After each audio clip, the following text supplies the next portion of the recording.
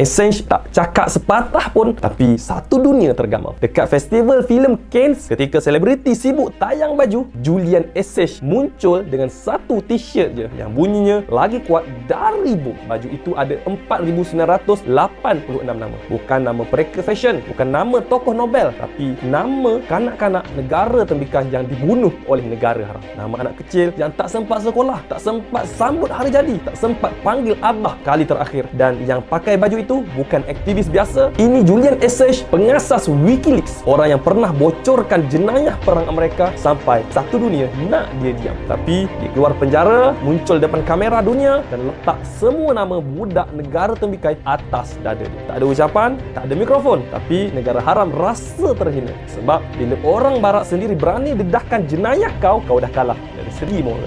Komen tajam kalau anda pun percaya baju Assange lebih tajam dari ribuan roket, dan hari ini baju itu ditembak tepat ke jantung penjajah. Like, komen, share dan save. Sebelum video ini di-delete, semoga share anda dikira sebagai salah satu dari perjuangan pembebasan Al-Aqsa. Jika untuk sebarkan video ini terasa berat, lalu apa yang kamu sanggup lakukan demi agamamu? Alhamdulillah, kami sedang salurkan bantuan anda ke Gaza. Jom sama-sama kita bantu mereka. Klik link di bio atau di bahagian komen.